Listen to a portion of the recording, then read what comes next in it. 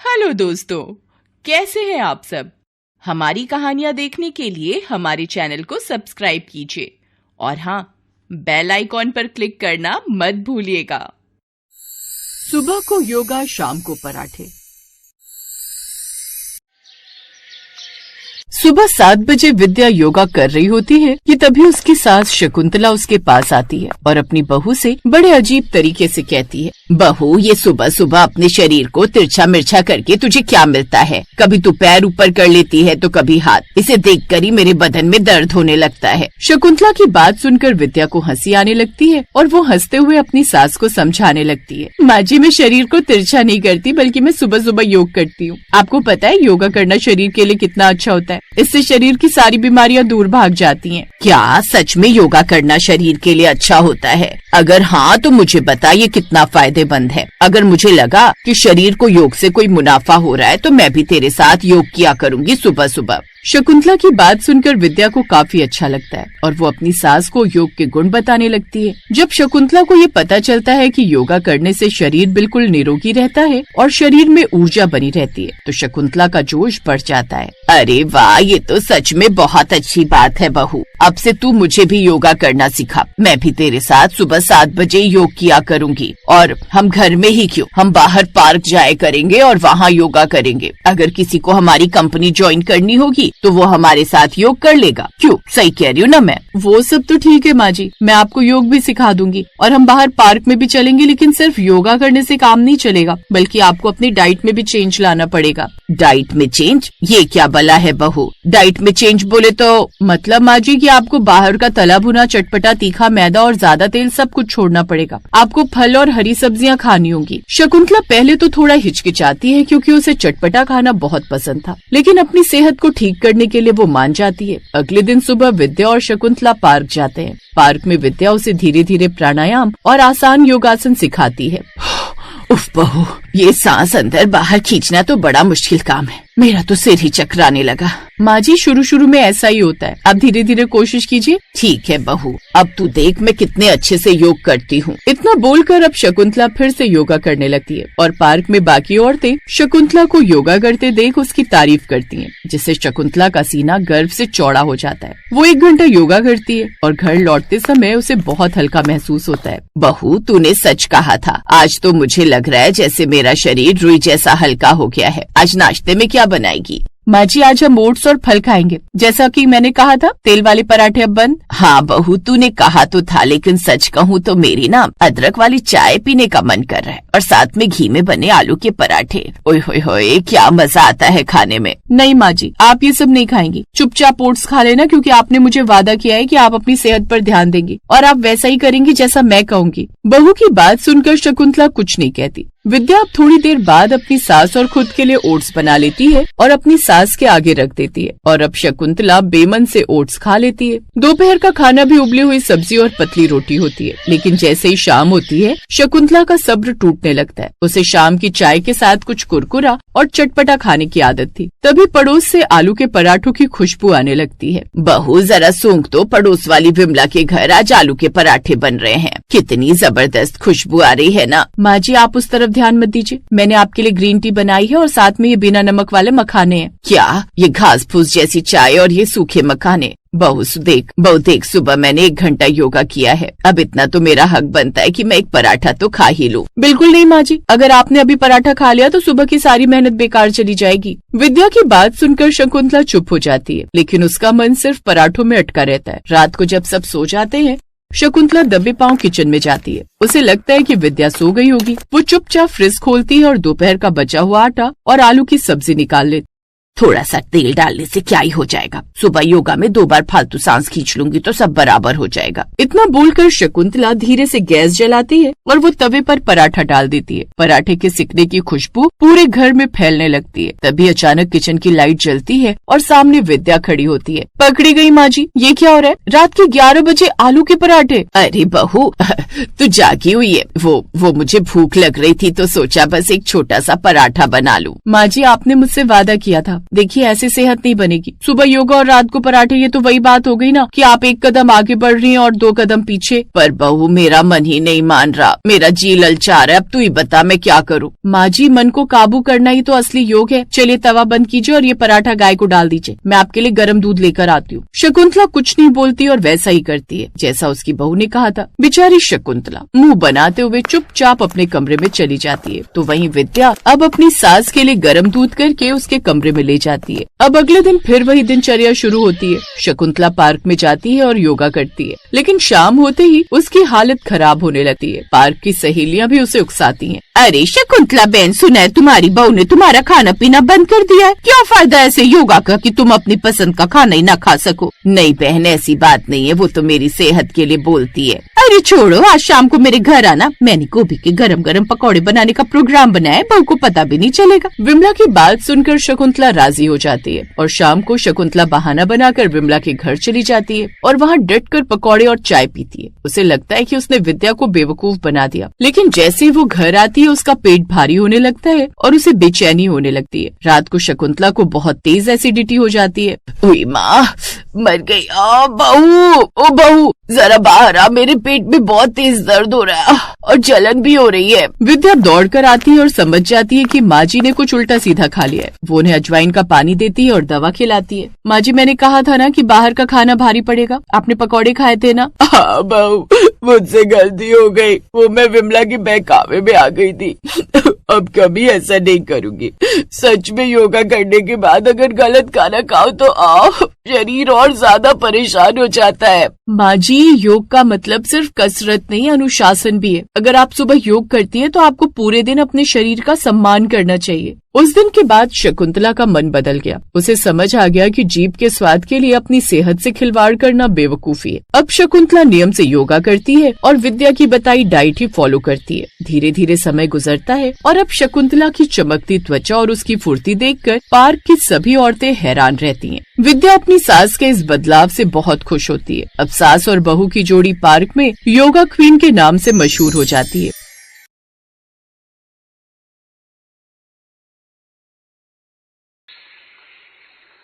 ओ गोलगप्पे वाले भैया, जरा रुकना। हाँ, गोलगप्पे खिलाना। कौन से खिलाऊं, आटे के या सूजी के? अरे भैया, दोनों ही खिला दो।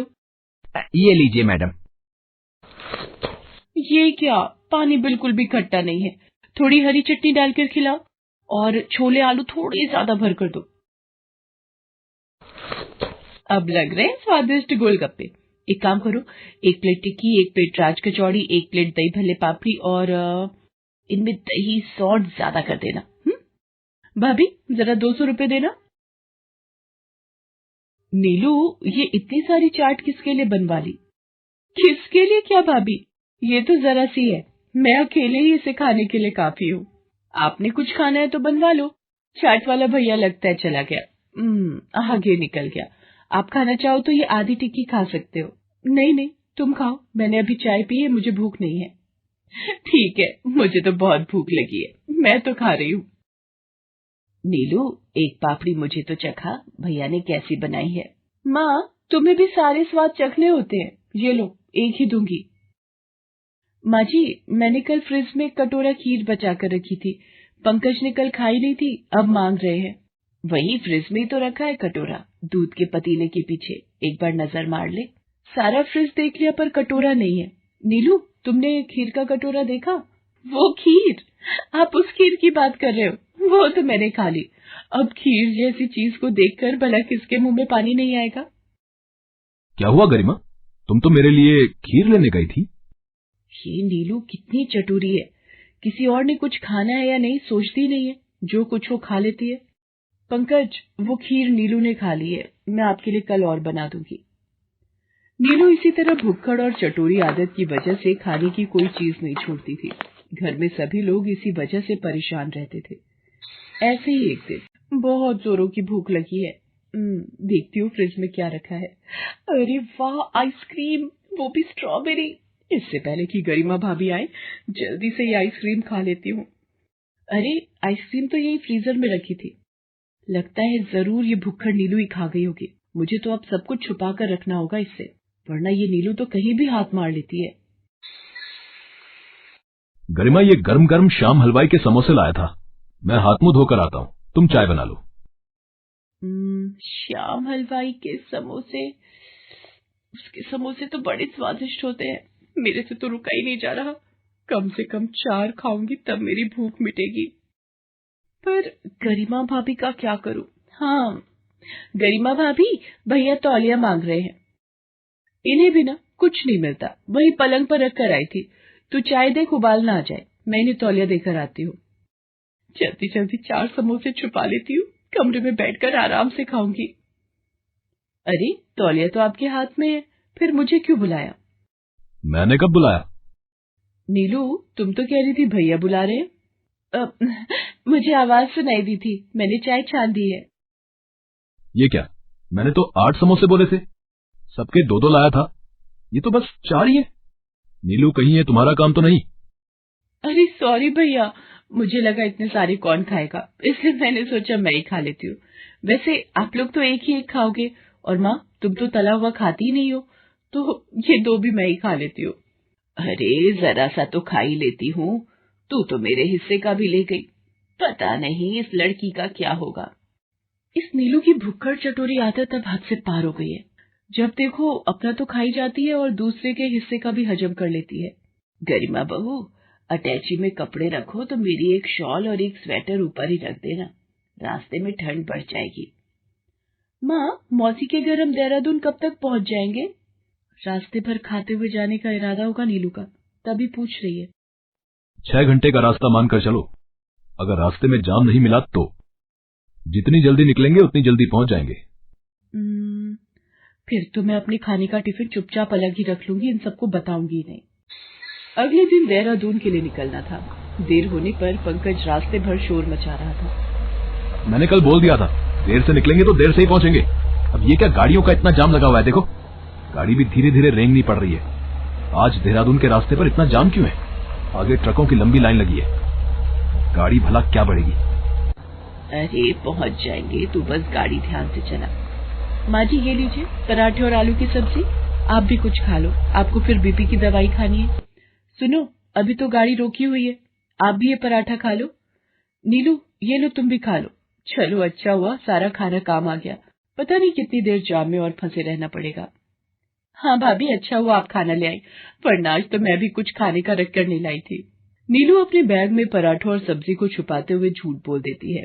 जाम में फंसे हुए करीब 3 घंटे हो चुके थे। पंकज की गाड़ी ट्रकों के पीछे धीरे धीरे बढ़ रही थी। आगे ट्रक रुक गए थे, इसलिए पंकज भी गाड़ी का हैंड ब्रेक खींचकर पानी पीने लगता है। तभी प्लीज प्लीज मेरी मदद कीजिए, प्लीज मेरी गाड़ी आपकी गाड़ी के पीछे ही है। आसपास सारे ट्रक देखे पर आप लोगों की गाड़ी देखकर मैं मदद मांगने के लिए उतरी हूँ।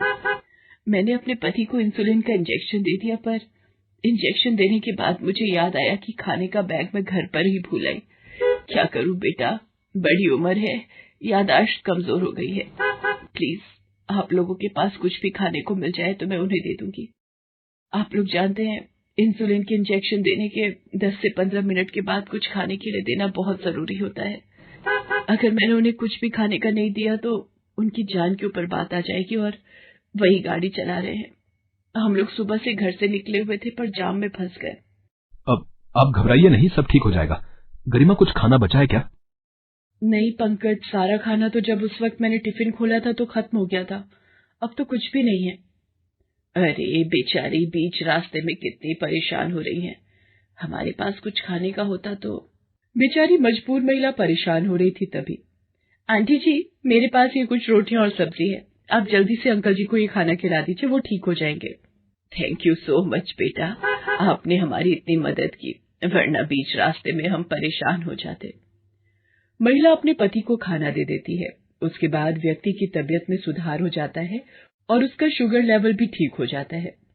नीलू, तुमने अपने हिस्से का खाना उन्हें दे दिया, आज मुझे सचमुच अपनी ननद पर गर्व है। आखिर बहन किसकी है? नीलू, तू तो कह रही थी आज तूने खाने का कुछ भी नहीं रखा था, फिर ये पराठे और सब्जी कहाँ से आए? माँ, जब भाभी पराठे और सब्जी निकाल रही थी तो मैंने चुपके से कुछ पराठे और सब्जी अलग छुपा लिए थे। मुझे लगा था कि रास्ते में भूख लगेगी तो खा लेंगी, पर कोई नहीं, अंकल के काम आ गए, ये बहुत खुशी की बात है। पर मैं ऐसे नहीं मानने वाली। ये जाम जैसे ही खुलेगा आप किसी ढाबे पर गाड़ी रोक देना। मुझे भरपेट खाना खाना है, बहुत भूख लगी है, मेरे पेट में चूहे कूद रहे हैं। और नीलू की इसी बात पर सब जोर से हंस देते हैं। कुछ देर बाद जाम खुल जाता है और नीलू रास्ते में एक ढाबे पर रुककर ढेर सारी अपनी पसंद की चीजें खाने लगती है। पर आज सब उसे पेट भर खाता देख खुश थे, क्योंकि नीलू ने किसी की सहायता करके नेकी का काम किया था। हेलो दोस्तों, कैसे हैं आप सब? हमारी कहानियां देखने के लिए हमारे चैनल को सब्सक्राइब कीजिए और हाँ, बेल आइकॉन पर क्लिक करना मत भूलिएगा।